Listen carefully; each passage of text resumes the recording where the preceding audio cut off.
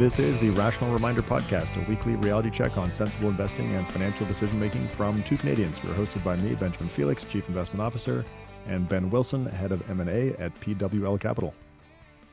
Well, welcome to episode 385. We are welcoming some special guests to this podcast, Trevor, Daigle, and Brett Watt, who recently just joined PWL. It's our first acquisition in Atlantic Canada. They come from a team called EB Wealth, based in Halifax, Nova Scotia. So super excited for that conversation to chat about what led to their decision to come and join PWL, any kind of obstacles that came in the road throughout their process, but ultimately what excited them and what they're looking forward to going forward. They're a great couple of guys. People will hear as they answer the questions that we ask, but they're just through and through good people, and super excited to have them here. Super excited for PWL to have a presence in Atlantic Canada, which I think that's pretty exciting in the evolution of our firm. Their practice, EB Wealth, very similar to PWL, delivers holistic wealth management that integrates investment management strategies and comprehensive financial planning. Same investment philosophy, same approach to clients. Anyway, I think it's cool to hear them explain their perception of PWL and their experience with PWL so far and why they decided to join. So you guys will get to hear that in a minute. And then after hearing from Trevor and Brett, we have a honestly just fascinating conversation with Phil Briggs, one of PWL's portfolio managers and financial planners, about a client case where the client had to decide whether to take the commuted value of their pension and invest or keep the pension benefit. And actually, I said they had to decide, but they had actually already decided when they reached out. They reached out to Phil and said, hey, listen, we're taking the commuted value of this pension. Tell us how you're going to invest it for us. And that's not what Phil did. So I won't spoil it, but we'll walk through Phil's analysis with Phil. All right, so let's go to our any comments there, Ben, before we go? Yeah, just a very, very cool case that kind of just shows the intentional approach that we take to planning and thoughtful, not just, oh yeah, that makes sense, we'll execute what you want. And I think it's a good testament to the work our planners do at PWL. Yeah, so let's go to our conversation with Trevor and Brett, and then make sure you stick around for the meat of the episode after that with Phil Briggs. Okay, welcome Trevor and Brett to the Rational Reminder Podcast, and welcome to the team at PWL. We're happy to have you on our team. Yeah, thanks for having us. Cool. So we'll get right into it here. We got a few questions to kind of understand what led you to PWL and what led you to this decision to actually jump in and join the team. So first question, how did you decide to merge your growing independent practice with PWL? I can take that one. Well, we've been avid followers of the Rational Reminder podcast and PWL as a whole for many years, probably since inception of the Rational Reminder podcast. We've had conversations with a couple of you guys over this time and really have admired everything that PWL is doing from afar. I think for us, the decision really came as we looked at how we want to grow as advisors and also as a business, and really what we want to deliver for our clients. We were having some success running an independent practice on the East Coast. We had built something we were pretty proud of, but we also recognized that to continue to improve the overall client experience, there were conversations that could be had. So when we started to talk with PWL and the team there, and we started to explore things and everything that you were doing. We looked at the infrastructure that you had, the research depth, the culture, and all of that was truly inspiring for us.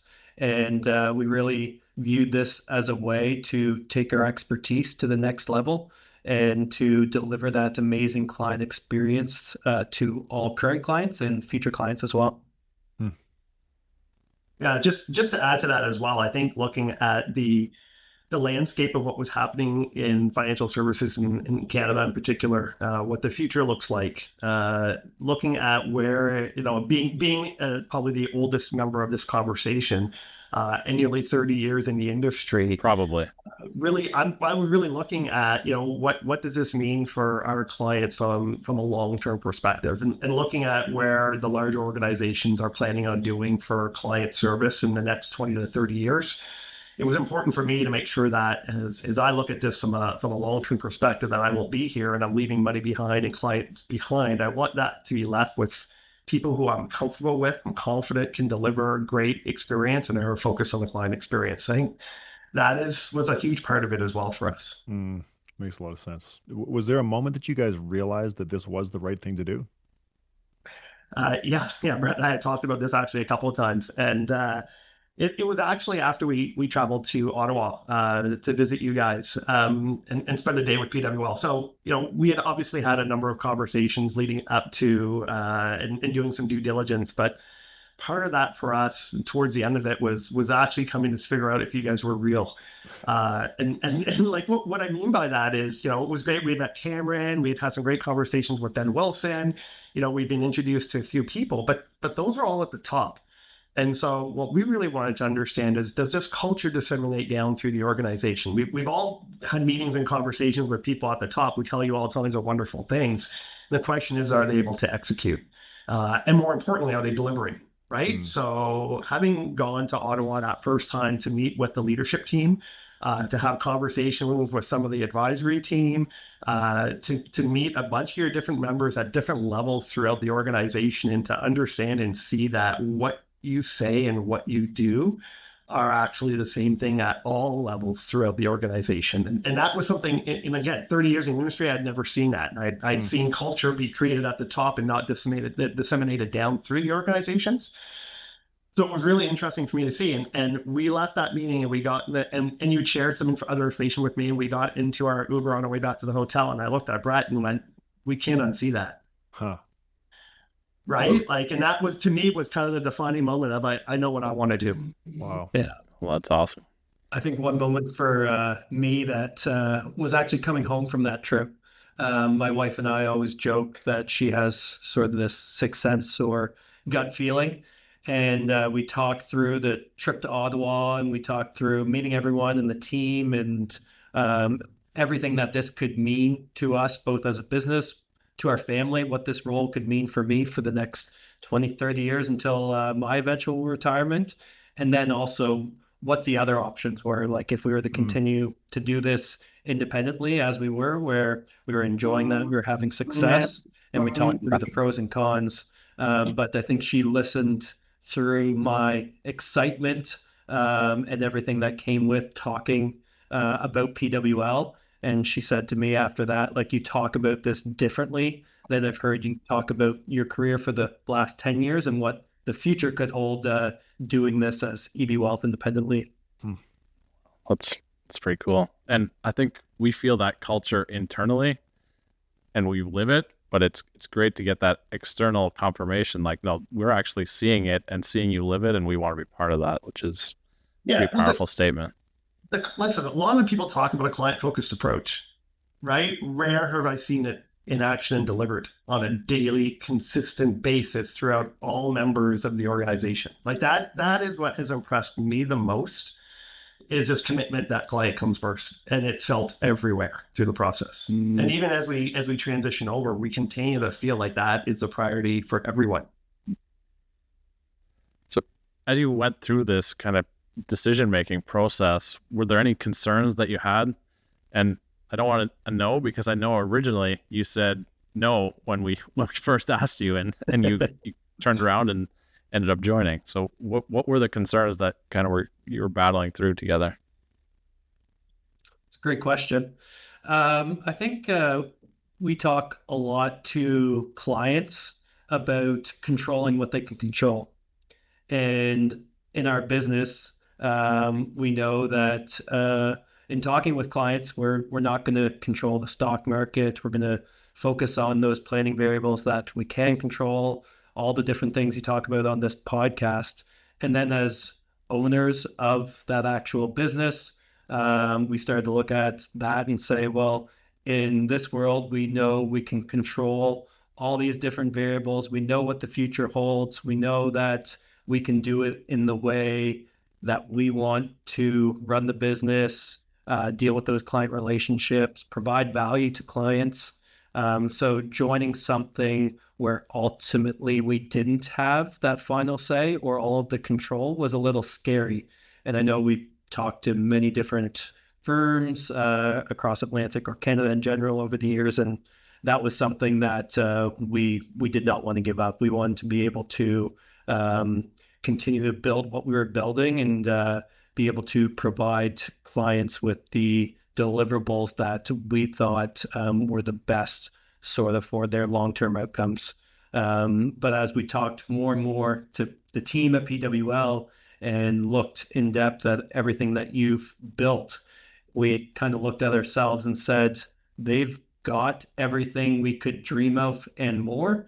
And as Trevor said earlier, now that we've seen all of this, how could we not go in that direction? Because that's going to take us as advisors to the next level, and also in the end, bring more to our clients and how we're working with them. Great answer. Yeah, absolutely. And I think too, there was having been entrepreneurial for our entire careers to get to a spot like the PWL model is different, right? If you're an advisor out there and you're looking at what does PWL offer, it's a very different overall experience. And I think that was something that we needed to get our heads wrapped around that. The question is it more of the same? We know, as Brett said, we know what we're doing. We know how to do it. We know how success is. We know how to continue to grow. But when we did take a look at this, like for us, it's like as Brett said, it's like a 10-year evolutionary leap that we couldn't really make on our own, not that quickly. And so if you're focused on the client, you're looking and going, man, we can deliver so much more. The philosophy is the same. The care about clients is the same. The drive and the goal is the same, is to give people a better experience, a better relationship with their money. And so when we do that, we look hard at it, we kind of have to say, you know what, maybe we need to set our egos aside here, because let's be honest, this is what we're talking about, right? And if we put that aside and we say, let's do let's take a look at what's right for clients, let's look at what's right for business. And then we can put, let's take a look at how this model works for Trevor and Brett. I think when we did that, it became very clear for us what the right answer was. And so the original answer was no, because we didn't really understand. And we were putting our egos ahead of some of the other things that were important. But then when we sat back and gave ourselves time, headspace to think about it, I think we thought about it in the right way. Man, those are two very, very thoughtful answers to that question. Yeah, those are very great. cool to hear. Yeah. And good for you to recognize that your own ego was getting in the way, and this is something we want to do that's beyond ourselves and better for our clients. That's pretty cool. Yeah. Yeah. And again, it's not everybody's gonna be able to think like this, I don't think, right? I truly don't, but it is for those advisors who can think like that and go, hey, I want a really wonderful experience. I want a great career. And I'm okay to not have my name. I'm okay not to be the star of the firm. That's good, right? This is a wonderful spot for that. Yeah, no, it's a great explanation. So when you guys look ahead to the future, what are you most excited about? I'm going to say growing, right? I'm in my mid 50s, right? And I'm not done growing as an individual. I'm not done growing as an advisor, right? We've often talked to our clients about this is about being better for them, both as a practice and as an individual. So I'm looking forward to learning the stuff I don't know and to becoming better at the stuff I do know. And I really think that in partnership with PWL, that's going to happen pretty quickly. My knowledge is going to grow and my skill sets are going to grow. Yeah, I was going to go in the same direction, just with learning and being able to learn from the team here. Everyone on this team is super impressive. We can only imagine how much we're going to learn so quickly. I know just yesterday we joined a firm-wide advisor call, and it was super interesting to just sit there and take in all the different things the team was talking about. And something that really stuck out to me was after sitting in on many of those advisor calls over the years, whether it be at a larger firm or another smaller firm that we've been at over the years. This call was all about what we're doing as a team to deliver better outcomes to clients, talking about how we can optimize certain things in our planning software, how different situations are going to make the clients have a better outcome overall versus many of those conversations or sales meetings in the past are all about sales targets. How are we going to put in this new product, get sales to the next level? There was none of that on this call, and it was super inspiring to sit in on and see, okay, this is really how they're approaching the business, and they're really trying to deliver the best value to all of their clients. That and the collaborative approach, right? Yeah. I thought that was really, really interesting. Now, you talked about that through the selection. Like as we did our due diligence, we talked a lot about that collaboration approach. And again, I'd heard a lot in other firms. Seeing it in action yesterday was something else entirely, right? And so it was really nice. It was comforting again to know it was another prime experience. As I said to Ben Felix when I joined, this call, like I said, he asked us how things were going, and I was like, man, you guys have come exactly as advertised, right? Yeah. And that is refreshing. Yeah, it's cool to hear because I don't even think about those advisor calls as being unique, but when you say that, it's like, yeah, that I've been at a firm also where those advisor calls are all about sales and how to meet the next target, which product has to move, and all that kind of stuff. And yeah, that's just not something that we talk about, but it's that just comes as second nature, I think, at PWL. It's part of who we are. But hearing you guys comment on it externally or from a more recent external perspective, it's like, yeah, that probably is pretty unique across the industry. It's pretty cool. Yes, yeah, it really is. Yep. Yeah. Awesome. Well, hey guys, super excited to have you at the firm, and we really appreciate you coming on the podcast to talk about your decision. Yeah. Well, Great answers. Awesome conversation.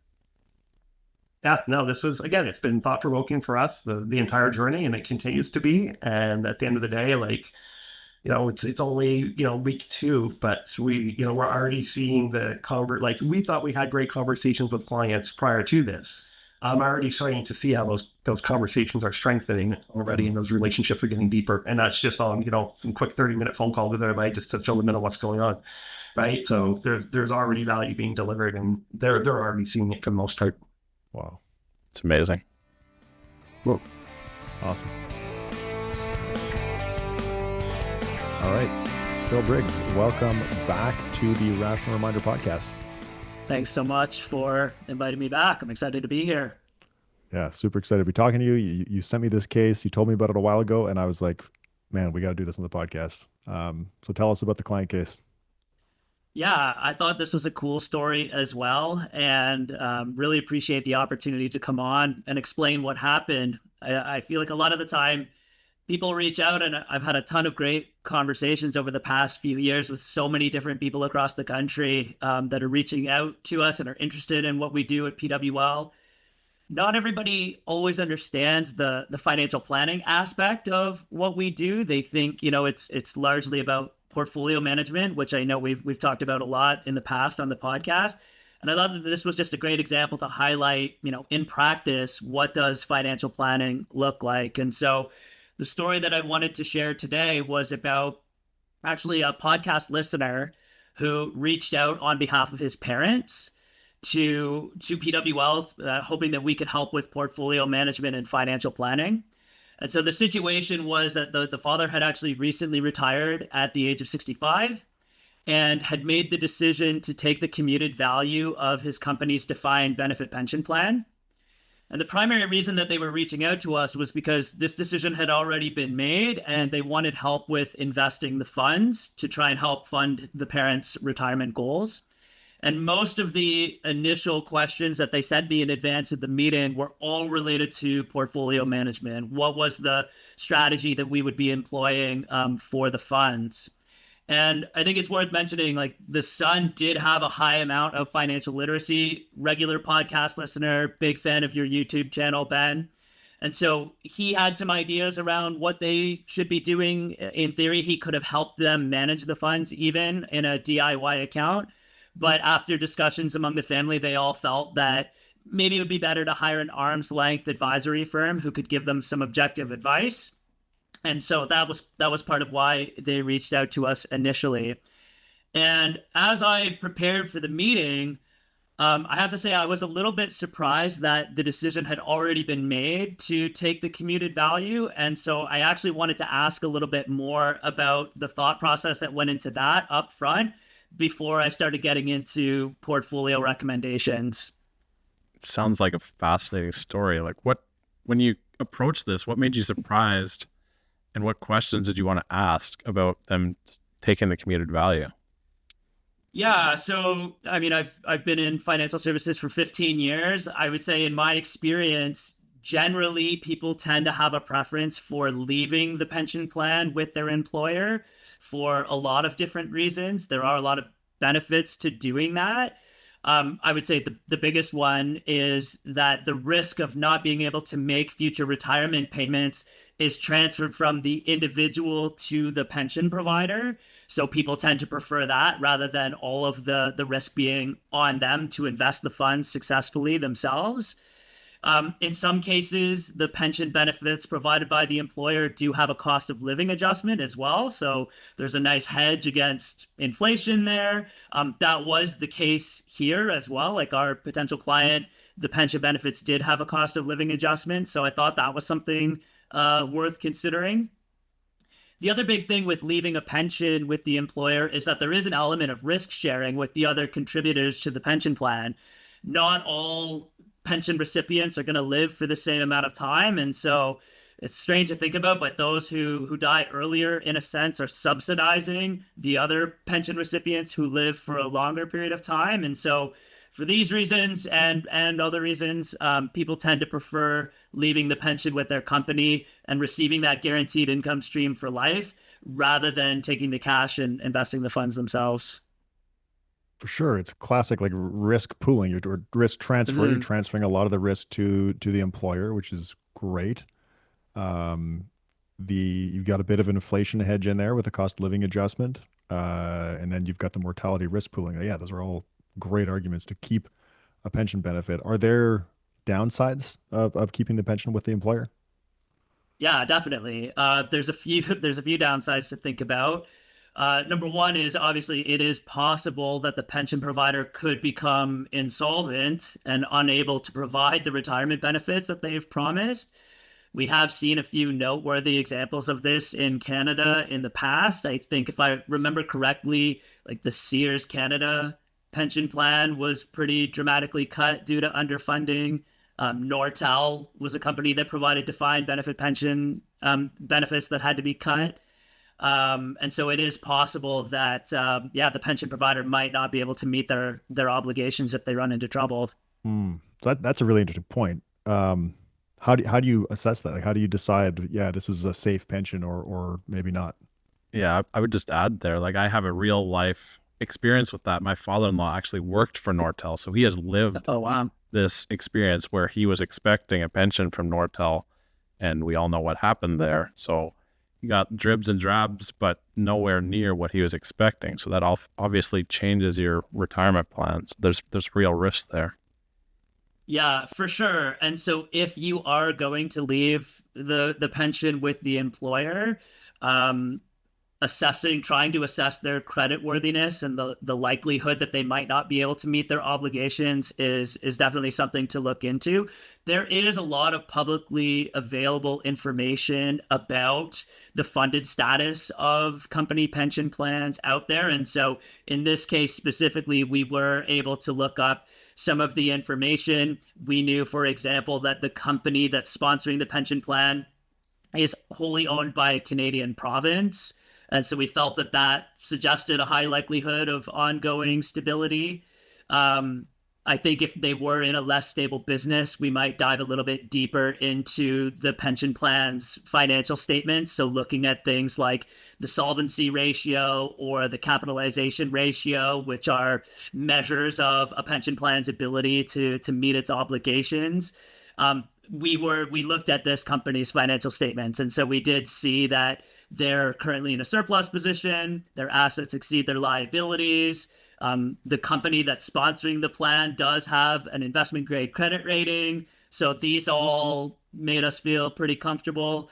There also are, pension plans are all subject to regulation. And so we did see that the pension plan is consistently filing its annual financial statements and actuarial reports with its provincial regulator. So this would suggest, that they're doing what they're supposed to do in order to meet their obligations in the future. And then the other big thing is the actual underlying investments themselves within the pension plan. We saw that they're invested in a diversified portfolio of fixed income, equities, some real assets, a small allocation to alternatives. And so there's broad diversification, a decent amount of liquidity. These are all things that we consider in assessing the creditworthiness of a pension plan. Yeah, thinking that's important. It's not all invested in the stock of the company, Right? For sure. which has happened, I think, in some of those extreme cases. Maybe Nortel, I'm not 100% sure on that one. I think Enron is another one where the pension plan was invested in the stock of the company, which is like, classic risk management failure. Yeah. Thinking of the Nortel example, like back then, it probably seemed like a pretty solid, stable, successful business. And I think that's partly why private companies have moved, for the most part, away from defined benefit pension plans. Most big companies are doing defined contribution pension plans, which put some of the risk back on the investor. Because as you can see in big company cases that we've seen in the past, they can still fail. They're a lot more common in the cases of government pensions or like the teacher's pension or bigger organizations like that, where there's a steady stream of almost guaranteed, not guaranteed, but a much more likely government supported stream of income to fund the pension for decades to come. Yeah, and if there are, thousands of people that are going to be receiving those pension benefits as well, like I personally would think that the chances that like a provincial government would let a pension plan become insolvent like that maybe are low. But yeah, certainly it's not just a matter of comparing the numbers, the expected return on investment, the pension payments. The solvency is a huge issue to consider. And so we definitely tried to look into that. I don't profess to be a pension solvency expert, but certainly try to provide my client with some perspective and some information on what we were seeing. Right. Aside from insolvency, is there any other downsides that are worth considering if you have a defined benefit pension? Yeah, I mean, I guess in theory, an individual could invest the funds themselves so successfully that they get a higher set of lifetime payments from the funds compared to what the employer might get.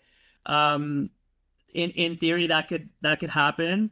It's also possible that, again, what I mentioned earlier, where the pension recipient might have a shortened life expectancy.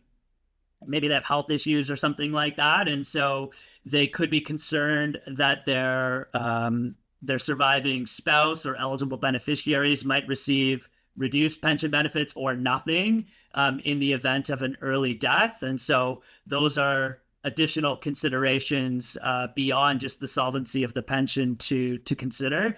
And it was actually that last reason that drove this prospective client that I was speaking with to make the decision to take the commuted value. So he had experienced a pretty significant health issue right before retirement, and he was concerned about the idea of leaving his spouse with a reduced pension. There's only a 2/3 survivor benefit in the event of an early death for him. And so that was kind of the rationale initially for taking the commuted value. Yeah, that makes perfect sense. And it's a real human response to, I've had health concern. I don't want my spouse to be stuck with less money. Given that, why didn't you just proceed with investing the commuted value of the pension at PWL? Yeah, I agree that the logic made sense, but I still wanted to test it with our financial planning software and see what the numbers and see what the data would say. I wanted to account for things like market volatility, just to see if taking the commuted value, even in the shortened life expectancy scenario, was the optimal decision. And so I ran all of this through our financial planning software. And what was kind of cool was prior to the meeting where I presented this information to the clients, I think they thought they were signing on to hear about the investment proposal that I had built for them.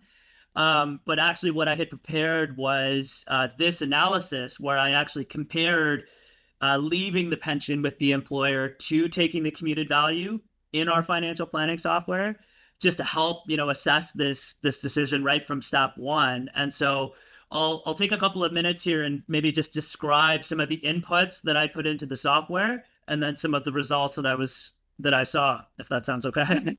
Yeah.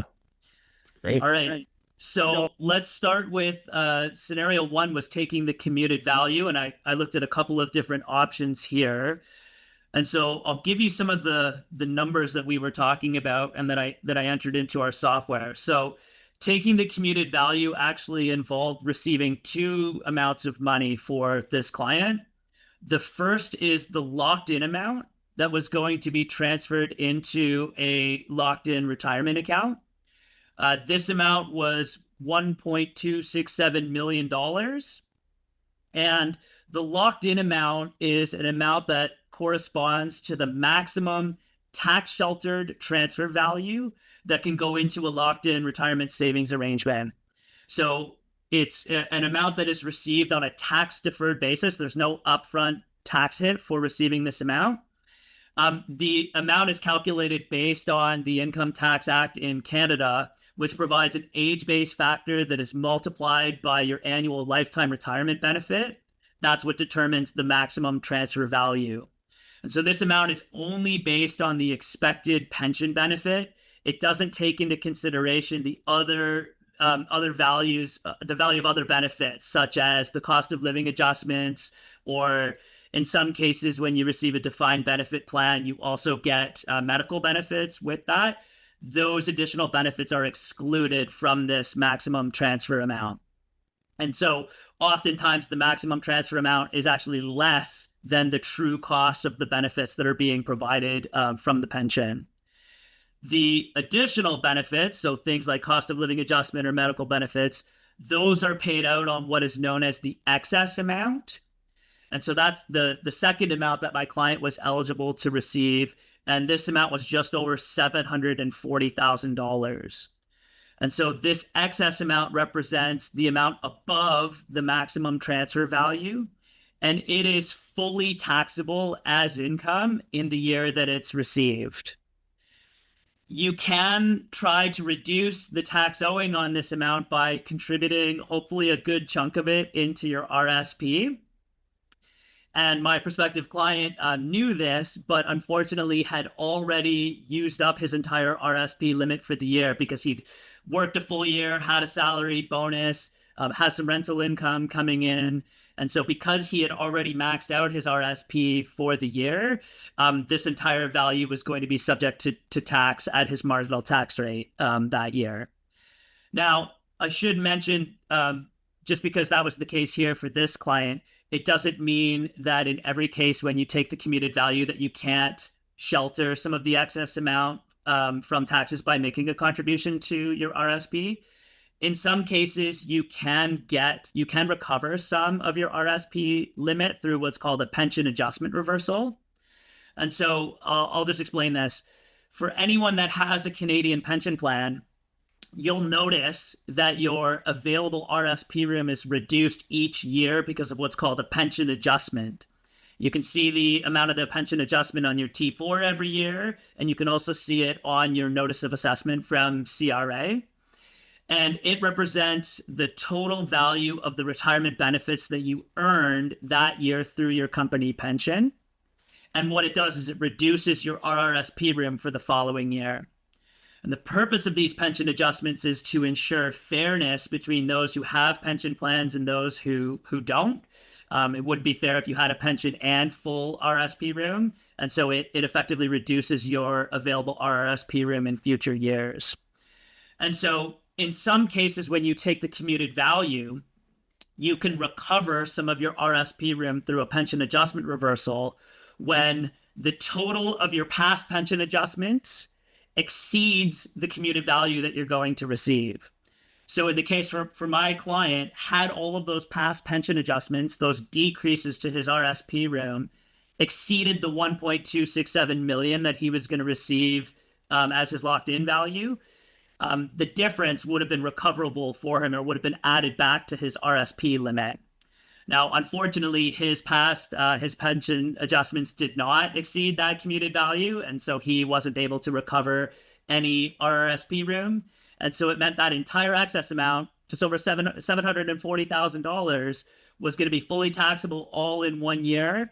And most of that was going to be taxed at the top marginal tax rate in Ontario, which is 53.53% when combined with the federal tax rate. Man, that's so interesting. So there's the oh, I don't know what you call it, like the annuity consideration. Like, is it better to have this annuity versus this risky asset invested? That's like one piece of this decision. But there's also a tax decision where the present value of taxes that you'd pay over your lifetime are probably going to be quite a bit higher in the case where you take, I guess it still depends on how long you live. But either way, you've got this big upfront loss of tax deferral that you otherwise, if you just take the pension benefit, would defer over time, probably pay at a lower tax rate over time and spread it out over your life. That's yeah, it's a complex decision, eh?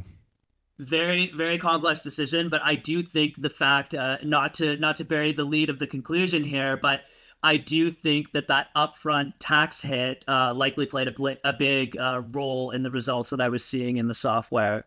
And so scenario one, again, receiving the commuted value, we modeled receiving this large locked-in amount into a lira, just over 1.4 million, and then this large taxable amount, the excess amount, 740K, all in 1 year. So we compared this and investing this in different asset allocations to leaving the pension with the employer, which was the second broad scenario. The monthly pension benefit was a pre-tax amount of $8,515 per month. And this benefit did have a cost of living adjustment, which we assumed would be 2% per year, meaning that the pension benefits were not actually going to keep up with inflation. We were using a 2.5% inflation rate in the plan.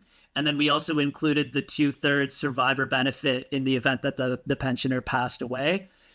Oftentimes we tried looking this up. Oftentimes pension providers will put a cap on their cost of living adjustments. So they'll say, okay, they will match increases in inflation up to a certain limit. And so we tried to be a bit conservative and say, okay, let's assume that inflation is higher than the cost of living adjustments for the pension throughout the life of this plan. So those are the two scenarios we were comparing.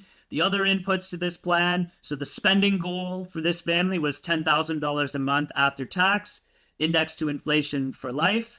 I also added in a $50,000 after-tax lump sum expense that occurred once every 7 years in the plan, just to capture things like car purchases or large home renovations, just to have some degree of variable spending rather than straight line spending throughout the life of the plan. We also included estimates of both their Canada Pension Plan and Old Age Security benefits. They also receive $60,000 a year in rental income. They both have a combination of other investments in things like RSPs, TFSAs, and non-registered accounts. And they also own a primary residence and a rental property, both of which we assumed would never be sold to help fund their retirement. So going through all that, maybe I'm biased here, but that seems a little bit better than just going off gut feel or a rule of thumb. So what were the results? Yeah, I also thought that it made more sense than just going off of gut feel. And so the results were, I should mention, in both cases, whether it was leaving the pension with the employer or taking the commuted value, the plan was successful. They were able to achieve the spending goals that we entered into the plan, which was great. And so the key question that I then wanted to analyze was which one made them better, and in particular, in a shortened life expectancy scenario, which was the big concern here, was taking the commuted value the better choice than leaving the pension with the employer. And so I ran 3 different scenarios, and I'll share the results of each of them. Each of these scenarios, what we did was we modeled the client living until the normal age that we would usually do, which is age 95. But I also then modeled what happens if he passed away 10 years into retirement. And so take my word for it that the plan was successful either way, all the way out to age 95. Really what we wanted to look at were what were the results if he passed away early, just 10 years into retirement. And so scenario 1 was take the commuted value and invest in a 60-40 allocation. We found that the retirement score in the plan was 113%. And so retirement score in Conquest, in the financial planning software that we're using, represents the client's, with the way the software defines it is they call it the retirement abilities. So basically their ability to spend money in retirement as a ratio against the expenses that we've loaded into the plan. And so 113% score would represent an overfunded plan, essentially. They had actually a higher ability to spend beyond the spending goals that we'd entered into the plan. We also, in assessing whether a plan is successful, look at the legacy value. So is there money left over at the end of this plan? And we found that the legacy value was about 5.5 million in present value dollars. And then when we build these plans, all of the initial calculations are done on a straight line basis, assuming guaranteed returns from the investment portfolio, which we know is a dangerous assumption to make. And so we also run 1,000 Monte Carlo simulations to include variable investment returns throughout the life of the plan. And the results of the Monte Carlo simulations come in a volatility score where we see of the 1,000 simulations, in how many of them were we able to achieve the funding goals and the spending goals in the plan versus how many were we not able to achieve the spending goals.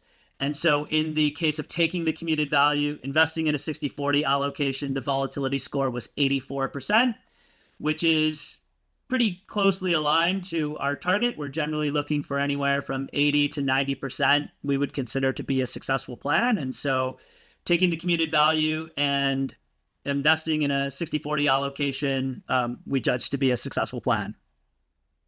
The second thing that I looked at, and hopefully the Rational Reminder community will be happy that I modeled this. What would it look like if they took the commuted value and invested 100% in equities throughout the life of their retirement? And we found that this did make some improvements to the plan. So the retirement score went up to 139%, which makes sense. If we're getting a guaranteed higher expected return, we would expect the plan to look better. The legacy value also increased to 6.4 million in present value dollars. Interestingly, though, the volatility score in the Monte Carlo simulations was about the same as investing 60-40. The volatility score with the 100% equity allocation was 83%. Indicating that when market volatility was considered, this plan was failing about the same amount of the time as investing in 60-40. That is interesting. So in that case, it's call it the same roughly volatility score, the same success rate or whatever. But in the 100% equity case, you've got a higher expected legacy. So you still have, it's about the same chance of having a bad retirement spending outcome, but on average, you expect to have more wealth at death. Exactly. Yeah, we've seen this lots of times in client scenarios where the Monte Carlo result is very similar when you have higher equity, but the tails are much wider. So right. Higher potential on the upside, but also you could be worse off on the downside. Yep, exactly. So those were the results for taking the commuted value, investing the money themselves. And I compared this to then leaving the pension with the employer. And so what I found was that the retirement score was very similar to that of the 60-40 scenario. The retirement score when leaving the pension with the employer was 115%. The legacy value was about the same as the 60-40 scenario as well, 5.5 million in present value dollars. But what was very interesting was that the volatility score was 96%. Hmm. So a significant improvement, in my opinion, above the results of investing the money themselves. And so in trying to assess why we were getting such a better result here, I see a couple of likely explanations. I think pretty obviously in the simulations that feature poor market returns, the client is still receiving his defined pension benefit payments. So the pension is substantially raising the floor of guaranteed income in retirement. And because the pension payments have that cost of living adjustment, the pension is acting as a hedge against both volatility risk and inflation risk, which I thought was pretty attractive. And then the other thing was the thing that you mentioned earlier, Ben, which was leaving the pension with the employer allows the client to avoid taking such a large tax hit on that excess amount up front, and effectively they're able to smooth out the tax liability on those benefits over more tax years. And so with this in mind, I presented this to the client and felt that there was a pretty good case for leaving the pension with the employer rather than taking the commuted value. Even in the case, again, remember, all of these results are based on him passing away 10 years into retirement and his spouse receiving a pretty significantly reduced pension. Even in that scenario, it seemed to me like leaving the pension with the employer was potentially the better choice. And the client's reaction to this was they were very grateful to see this analysis. They'd assumed that the shorter life expectancy automatically meant that taking the commuted value would be the better decision. And so having the data to actually quantify the different outcomes of each decision was enlightening for them. And ultimately, they agreed with me and decided to leave the pension with the employer. So that all makes sense to me. I'm curious, did they arrive at the conclusion that taking the commuted value made sense on their own, or did they talk to any other firms before talking to PWL? So I think that was their initial conclusion on their own, but they also did interview several other firms in addition to PWL. And my impression in talking with them afterwards is that we were the only ones that did this kind of analysis for them. I think everybody else just kind of went along with, yeah, okay, we'll invest these funds for you. And, here are some ideas related to that. They were pretty grateful to see this analysis and commented afterwards that nobody else had shown this to them. That's super interesting. Yeah, I find this fascinating because at face value, it seems like a relatively simple decision. Should I take this commuted value, defined benefit pension? I've got a health concern. Let's take the cash to avoid that risk. But like when you actually dive into it, it's a much more complex decision, and the average person can't do this analysis without proper tools and knowledge of thinking about all these factors. Like you think about inflation, you're thinking about tax impact, the volatility of the equity if you invest that way. Like there's a whole bunch of different factors here that change the complexity of this decision, even though it seems like a relatively easy choice. And they had, quite frankly, already made that choice. You basically had to show them, to convince them, like, this isn't the right choice. And even though it's the right choice, it's not even the choice that's in the best interest of PWL. This is clearly in the best interest of the clients. If you had taken the commuted value, you would have had 1.5 million or something to invest after tax in a PWL portfolio where we earn fees on it, which it's crazy that we basically said, no, this isn't the right choice. This isn't going to benefit us, but we want to give you the right advice that's good for your future. It doesn't sound like Phil said this isn't the right choice. He laid out. We talked about this in a recent episode about base rates. So much of our role is providing base rates, and so in this case, the client came with a preconception about what they should do, and Phil just laid out here are 3 different scenarios. Here are the expected outcomes of those scenarios. What do you think makes sense? And then they are able to make a decision with better information. So it's not so much like do this. It's like here are the base rates. Here's the information required to make a decision. What do you think? And we can of course influence the direction people go in, but I think providing that base rate information to help people make their own good decisions is a huge part of what we do for clients. Yeah, I think that's a good point. Like we often go through and like, here's the scenarios that we reviewed, 1, 2, and 3. We recommend scenario X for this reason, and you can make your decision, but any questions, let us know. But here's the analysis we went through and what led us to our conclusion. Yeah, and I think an important thing to add is that everyone, when it comes to financial decision making, people are different. People have different values, different things that they might prioritize. And so oftentimes, like I think trying to present the data objectively in this way is helpful for that decision making.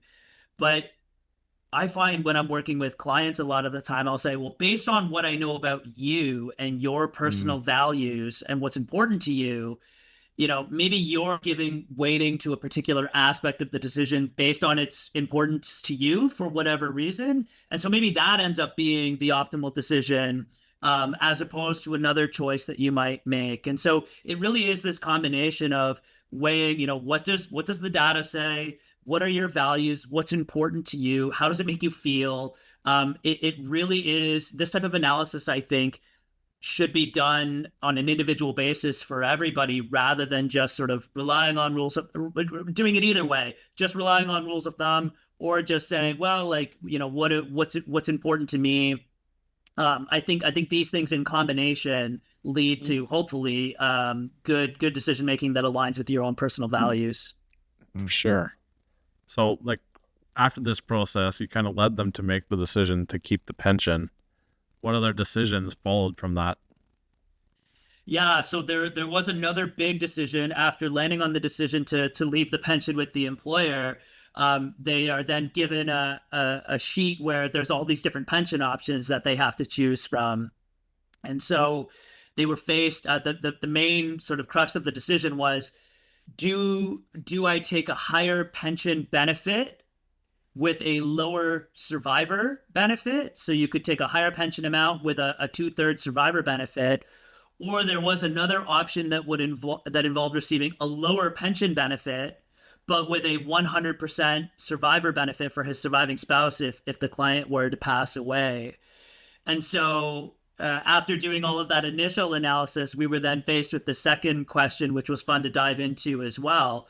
And so the way that we try to frame this question was we said, okay, how long does the client need to live in order for the first option, so the higher pension benefit with the lower survivor rate, how long does he need to live for that decision to come out ahead compared to the one with the higher survivor benefit? Because intuitively, I think we understand if he were to pass away if he passed away a year into retirement, the option with the higher survivor benefit was going to be the better choice.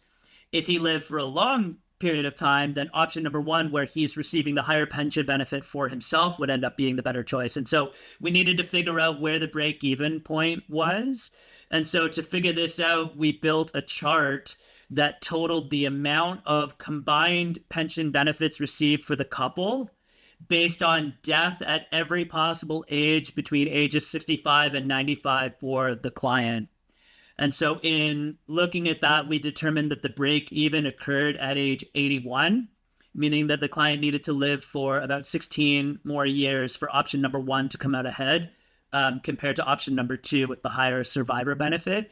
And what's interesting is that when we presented this analysis, he actually felt pretty good about the break-even analysis and decided to take the first option with the higher pension benefit for himself. And so we went from taking the commuted value due to, potential life expectancy considerations to figuring out kind of a compromise solution to a degree where we're going to leave the pension benefit with the employer, but take the higher pension amount. And so, I just thought it was really interesting that was the choice he ended up landing on. It's super interesting. Like such a crazy contrast to the beginning, whereas like I want the commuted value because I'm worried about health risk. Oh, it's actually not that bad. I'm going to take a bet on my life expectancy to live beyond age 81 is essentially what he said. Mm-hmm. Mm-hmm. You see the financial planning outcomes, right? You see it's so hard for people to think about long-term financial stuff because compounding is hard to think about. People suffer from the exponential growth bias, all that kind of stuff. And so when you ask someone a question like this, it's really, really hard to have a mental model of what makes sense. And so when you use a software that accounts for expected returns, taxes, inflation, all that kind of stuff, and you see, Mhm. oh, this is how that changes the expected outcome. I think that, and we see this with clients all the time, that tends to give people a ton of peace of mind because it's something that you can't think through easily in your head. So that makes sense that once you see, okay, that's the expected outcome, even if I pass away early, that's not nearly as bad as I thought. Let's take this option. That's a very, very cool case though, Phil. Yeah, yeah, and I really appreciate the opportunity to come on and share this and just kind of give people a look kind of behind the scenes in terms of what we're doing on a day-to-day basis. My favorite things about this story though are, I love the fact that a podcast listener, himself a DIYer with a high level of financial literacy, referred someone in his circle that he knew would need professional help. I love that the decision was made using objective data rather than trying to guess what the optimal decision was going to be based on rules of thumb. I also wanted to just highlight what you guys said earlier, which is the fact that for me, working here at PWL, the fact that the firm is a place where we truly put the best interests of clients first is so important to me. And so I love that this is a story about turning down a large sum of money that we could have managed and charged fees on. And nobody that works here is disappointed that I did that. Instead, this is a story that we're celebrating and that we want to showcase.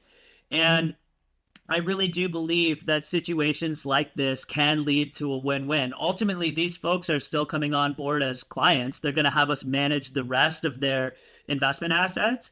And the trust that we built by doing this analysis up front, by giving them objective advice that was in their best interest, I think is going to lead to a great long-term relationship. And so I'm super excited to be working with them and super excited that I had the opportunity to do this kind of planning up front. This was a lot of fun. That's awesome. I think doing good planning that's in the best interest of clients always trumps closing a sale quickly. Like there's no way around that. I mean, yeah, it's interesting. It comes down to like, it's part of our culture, and that's just something that we have always done. That's something that Cameron always did. It's something that I find super, super important. And it's just like, as we've grown, every person that we've hired has that same belief system and same approach. So there's a cultural aspect, and then there's the incentive aspect. Even if we had that, well, it'd be hard to have that culture. But even if we were hiring people like that and then paying them, I don't know, 2% of all new investment assets, it becomes a lot harder to make those good values-based decisions when you're staring down a potentially huge bonus. But that's not how we compensate people. So I think we have just this incredible culture, the right incentive structure that really puts clients first. And we have people who want that. If we had people who wanted to live in a sales environment, none of it worked. So those two things, I think, the incentive structure and the culture, they work together to create this client first environment that we have that our people want to be in. Yep, absolutely. Cool. All right. Well, that was awesome, Phil. Thanks for coming on the podcast. You can stick around for a sec. Ben's just got a couple comments on a new web page that we have available. Can't wait to hear about it. Sure. Yeah, the marketing team and along with myself would kind of come up with a new landing page on our PWL website to kind of highlight M&A. It's going to be a spot where we, over time, will add some M&A related content, add some resources for anybody that's kind of curious to learn what it's like to be part of PWL. So if you're an advisor out there curious, there's also a web form on there where you can reach out to have a confidential, no obligation conversation just to kind of compare notes and see what we're doing. We love learning about practices and what advisors are doing out there. Just a new spot on our website, and we're going to link the page in the show notes if anyone wants to check that out.